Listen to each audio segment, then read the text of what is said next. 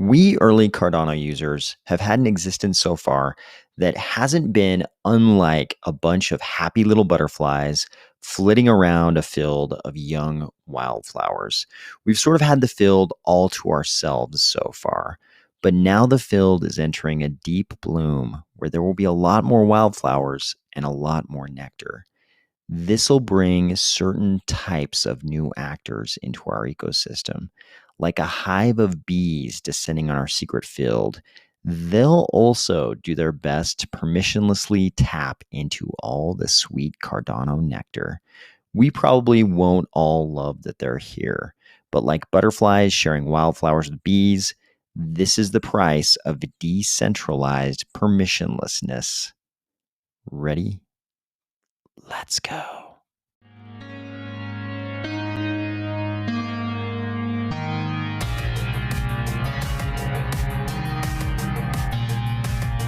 Today, we are going to discuss a bank, an honest-to-goodness bank coming into Cardano staking, the WingRiders response on the Nomad bridge hack, more robbery force trouble in Solana, and Charli3's follow-on response to the same Nomad event. If you're the kind of person who's already recoiling the thought of these metaphoric bank bees descending upon our sweet, sweet Cardano nectars, or if you're finding value in these videos each weekday, please consider delegating to the army of Spies stake pool, ticker AOS. I know some of you right now are probably like, yo man, you don't need to do this segment. You don't need to cover this topic. You don't need to tell me about this. I'm already with Drake. No new friends. Beep, these banks. I understand that. I understand that some of you old school crypto diehards are going to say you're going to say those kind of things. You're going to have that attitude till the day you die. And I love you for it. And a big part of me is with you too. At the same time, we all live in this permissionless ecosystem. Cardano, much more even so than some blockchains that claim they're permissionless, Cardano really embraces the permissionlessness thing. Cardano doesn't do anything, nor does anyone in the ecosystem do anything to stop anyone from staking. We're a lot like Bitcoin mining in that regard, although we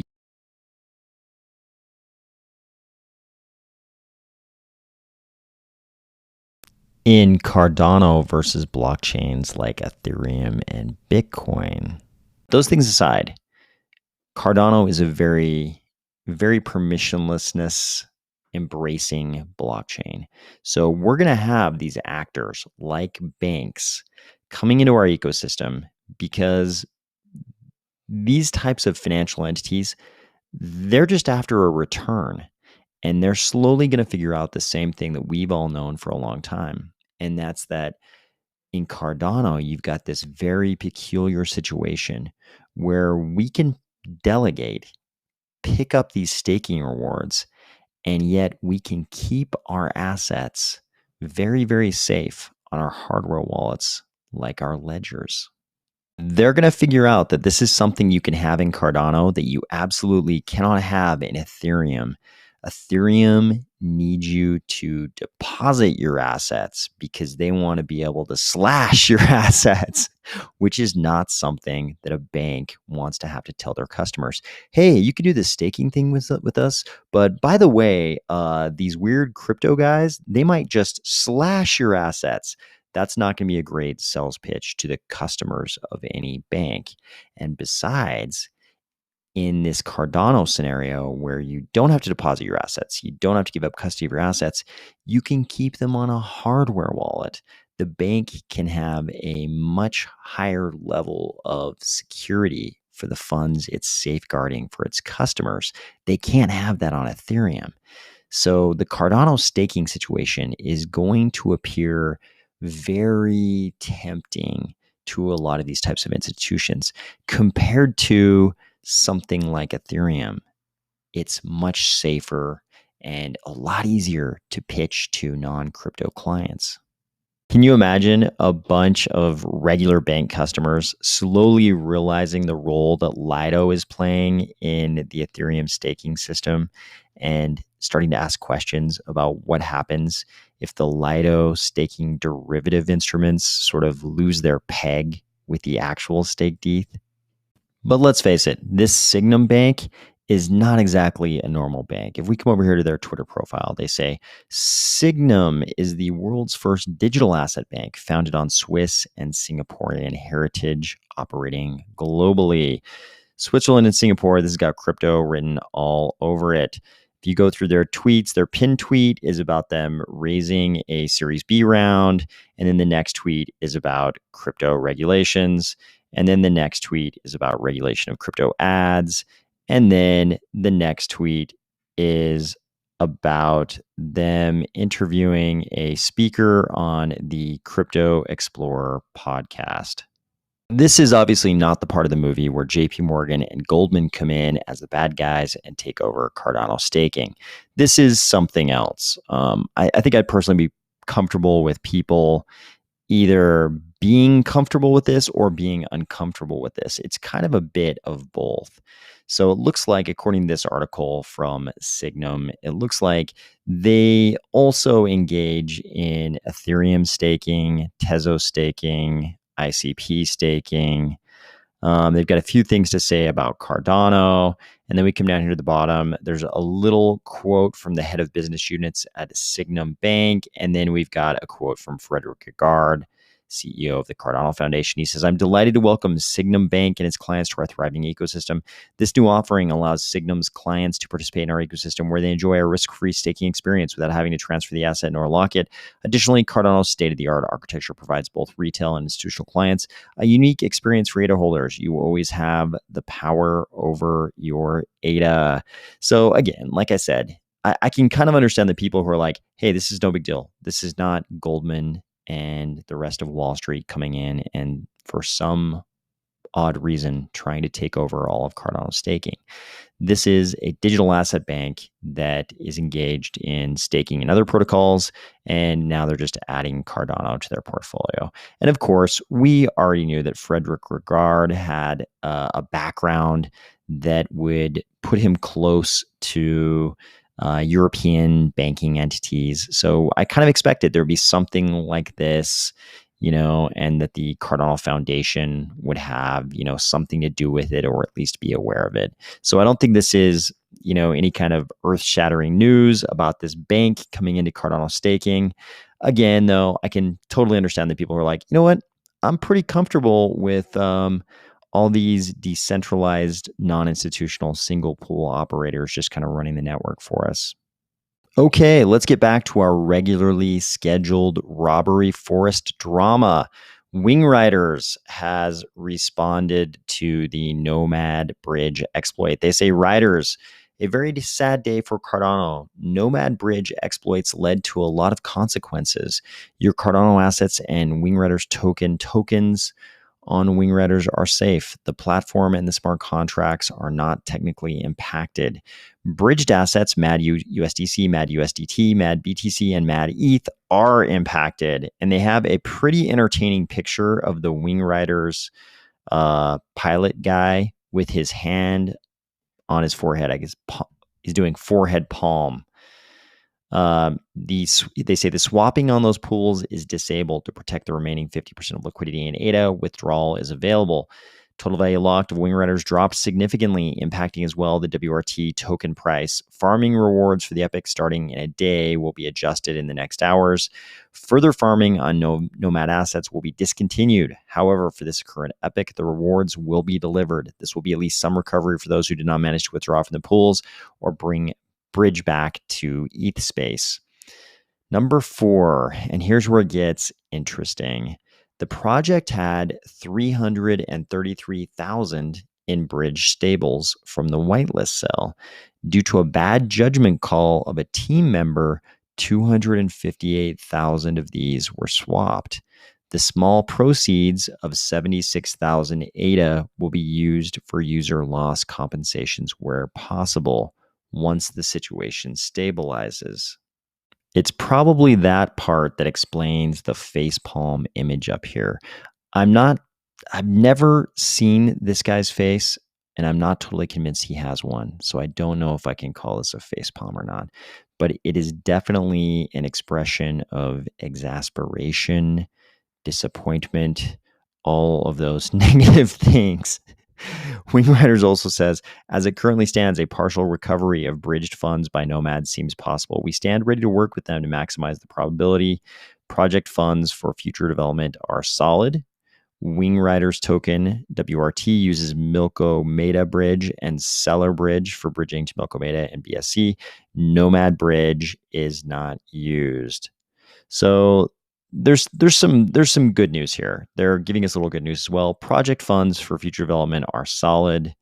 They talk about this possibility of a partial recovery. I don't know anything about, how possible that actually is. But, one of the things I do like about Cardano in general is that our projects are big notable projects like WingRiders. They don't just sort of disappear and fold when something like this happens. I think we saw that recently in the UST Lunaterra 3AC affair, when everything fell apart. All of those, the founders of those entities just kind of like disappeared, at least for some period of time. And it was like, are they going to address this? Do we know what's going on?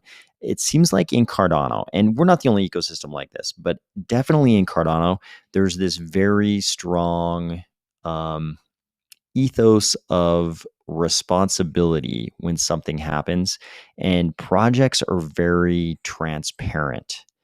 In this case, it might have taken a second for them to get a response together, but when we see the response, they tell us about everything that's happened. I mean, I'm sure this wasn't their favorite post to make about this event that they're referencing as a bad judgment call of a team member, where they swapped these tokens, and apparently, according to my reading of this, only got back 76,000 ADA. Probably not their favorite thing to post about. And I think in the traditional finance world, this is the kind of thing we would never see. This kind of thing would only come out if it was required in an SEC filing, and only then, kind of if they thought the SEC might find out about them not disclosing it. But in crypto, projects definitely, it seems a lot more common for projects to come out, and even if it takes them a second to address something because they're super freaked out, which I'm sure they were, when they do address it, it seems like projects in Cardano are the type of projects that are going to tell you exactly what happened, even if it's not their favorite thing to reveal.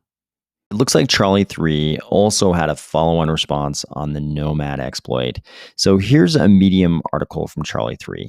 They kind of take you through the history, how the Nomad bridge is related to their token. They say the Nomad bridge, along with Milko Meta, teamed up to bring ERC20 bridging possibilities to Cardano. Nomad holding the contracts for ERC20 deposits, and Milkomeda holding the Cardano native token equivalent to be distributed to users of the bridge from Ethereum to Cardano. Charli3 supported the use of this bridge for users to be able to transfer their tokens to Cardano in a long-awaited migration event. Then they talk about the hack, which we discussed yesterday, and then they describe a problem. And this is kind of interesting. This is sort of a problem that's a little bit unique to the crypto space and this kind of bridge exploit. They say the project and community investments were not affected, but what to do now with ERC20 holders since there is no bridge. So you get already what's going on here. There were ERC20 tokens, but a lot of those holders bridged them over to the Cardano native token version of those same Charli3 tokens. So they say ERC20 tokens bought post-hack will not be supported by Charli3. A pre-hack snapshot will be taken of the holders and the amounts of C3 they held at the time.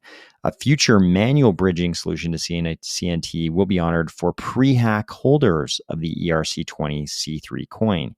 Any tokens that were bought post hack will not be honored for CNT transfer. The reasoning behind this is that Charli3 deems it irresponsible for the project and current holders to affect the price of the supported CNT token by having these users continue to drive down the price and also open up more arbitrage opportunities with the ERC20 token when we don't support it anymore. Any LP providers will also be honored in their post-hack holdings of the ERC20C3 tokens, but not those gained post-hack. It's difficult to say what is right here. Obviously, a bunch of people would have jumped in and bought those ERC20 tokens if they saw a good opportunity. And my reading of this here is that Charli3 is not going to support any of those tokens that were acquired after the hack. ERC20 tokens bought post-hack will not be supported by Charli3. Obviously, this puts the people who try to jump in and take advantage of the opportunity, this obviously puts them in a bad situation. They're not going to be very happy. But at the same time, Charli3 says that they deem it irresponsible for the project and current holders to affect the price of the supported CNT token by having these users continue to drive down the price and also open up more arbitrage opportunities with the ERC20 token when we don't support it anymore. What do you guys think? I think it's difficult to say what's right here. What do you guys think? Is this right for them to not support the post-hack acquired tokens? Is this the right thing in order to protect the Cardano native tokens? Is this the wrong thing? Let me know in the comments. What do you guys think about this? Finally, the robbery forest is once again proving that it is 24/7, 365. Can't stop, won't stop. We started seeing posts like this today. This wallet has drained 500,000 worth of USDC right now. Absolutely everyone is getting drained. Move your assets to ledgers ASAP. Some exploit, either with Phantom or Magic Eden, drained 6 million in like 10 minutes. Literally every Phantom wallet getting compromised. Not sure if any other wallets too. You're probably aware Phantom is a friendly Solana wallet built for DeFi and NFTs. Magic Eden is your destination for discovery, self-expression, and ownership across digital cultures. This is Solana stuff, and they're suffering a big exploit over in Solana just on the tails, just the very next day after the Nomad bridge hack. Wait a second, you can't say on the tails of the Nomad bridge hack. It has to be on the heels, plural, of the Nomad bridge hack, or on the tail, singular, of the Nomad bridge hack, because I can't think of too many animals that have two tails. There is a case with lizards where the one tail kind of breaks off and then it starts growing the second tail. That happens. But I think we got to go with singular, tail, plural, hills. But it looks like we've already got other posts kind of corroborating what that other poster was saying. Here we see massive exploit drain going on with Solana, seeing it live in Tayo, tons of people losing their whole balance out of nowhere. Move everything to a ledger now. This is a little lesson that people will also learn in Cardano. You'll remember months and months ago, I told you, beware of bridges. I don't know exactly how I said it or in how many words, but we talked a lot about the dangers of bridges, how they were constantly getting hacked. Now I'm going to tell you something else. You should have any assets you care about on a hardware wallet. It's easy to acquire a ledger. Probably buy it directly from Ledger. There's a link in the description box. It's an affiliate link, so I make a few bucks if you buy one through that. But even if you don't buy one through that link, just buy a Ledger somewhere. Buy a Ledger or a Trezor or whatever quality hardware wallet you can get your hands on. And if you have an amount of crypto that you care about, move your assets to that hardware wallet, because something like this will happen one day in Cardano, and everybody's gonna be like, I thought, blank wallet that suffered this exploit was secure. And everybody else is going to, post facto, after the fact, they're going to talk about all the red flags, why they should have known that the wallet wasn't secure. Maybe the wallet code wasn't open source. Maybe there were other red flags. But you don't have to wait for the post-mortem of this event when you're crying into your pillow about your lost assets. You can just get a hardware wallet now, move your assets into that hardware wallet if you care about them. Granted, if you've got a buck worth of ADA and you don't care about it, fine. Keep it in your software wallet. But if you've got an amount of crypto assets that you care about that would make you cry if you lost it, you should probably get yourself a hardware wallet and move your assets on over there. I hope everybody is having a great week, and I'll talk to you tomorrow.